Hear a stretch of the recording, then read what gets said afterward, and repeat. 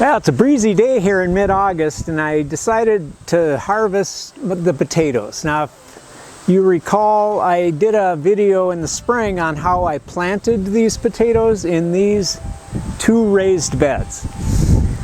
Well, these were a mid-season red potato that the plants were dying back. And I planted 10 pounds of these seed potatoes. I got 10 pounds for about $4. It was not expensive, but I wasn't too happy with the results this year. And as much as I'd like to blame it on the seed potatoes, I'm afraid it's kind of operator error. I overestimated my mulch. You know, I planted these all in chopped leaves. The only way to go as far as I'm concerned. But I got a little cocky about not needing to water them, and I didn't water them enough. So these plants started dying back long before they should have. You know, so I'm pulling up potatoes, I'm pulling up plants that are just, you know, still full of little forming potatoes that would have made potatoes had I helped them along a little bit more. But anyways, regardless, we're getting a pretty good basket full of potatoes here. So what I wanted to show you then was how the worms, the earthworms, have broken down those leaves. If you remember from that other video, I planted these potatoes in about 4 to 6 inches of chopped leaves. Most of them over the course of the summer have been consumed by the earthworms, and when I harvested this bed here, it was just amazing the number of earthworms that I got up with every scoop. So what I did in this bed is I pulled all the plants and I pulled the potatoes that were connected to the roots, and now I'm going to dig. I started a little bit, but I'm going to dig through here, and it's always sad when I spear a nice big potato, spear it in half. But you know, it's a little bit like an Easter egg hunt. Going in here and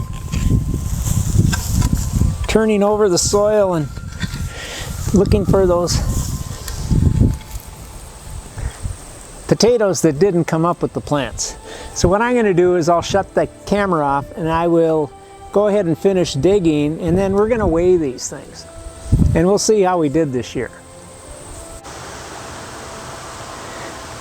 So here's the beds all dug, and like I say, most of the leaves that we put on them in the spring have been consumed over the course of the summer by the earthworms, and those that were still on top I just turned in with the digging fork. So we don't do any soil testing here because I'm far too resourceful with my time. Now here's my soil test. If I make one dig with the digging fork, and I come up with a whole mitt full of earthworms, and they are just thick in here. This isn't really representative because I've already dug in here, and when I did it at first, just a mixture of earthworms and night crawlers.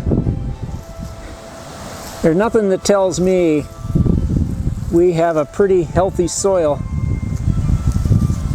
better than the presence of lots and lots of earthworms. So the potato tops are going to go into our brand new static composting bins that we built this spring, and we'll get our final tally here. What I did, we have 2 of these harvest baskets, so I weighed the empty one. They're identical, and they weigh 5 pounds empty. I just have a bathroom scale, and then I set this basket with our harvest on top. Not terribly impressive. 35 pounds of red potatoes, but 35 pounds of absolutely fresh, wholesome, grown in nothing but chopped leaves and good, healthy topsoil. And that'll last us quite a while. We don't eat potatoes like we used to. Yeah, here's the ones that I speared. Those I'm going to clean up real good, and those will be supper tonight. So any of you who are interested in a harvest basket like this, and, and like I say, this is one that can easily handle, I think 2 years ago we had about 50 pounds in one of them. We have a video, an older video, if you dig way back in the early days, I have a video on how to build one of these. And anyone who's interested, I believe I still have plans in a PDF, and I'll gladly send them to you. A nice sturdy harvest basket makes it very easy to clean your harvest. All you can do is just spray it off inside the basket. We find them really handy, and like I say, inexpensive and sturdy, kind of the hallmark of our Backwood Basics creed. So anyways, that's it for now. And this is Mark again then with Backwood Basics,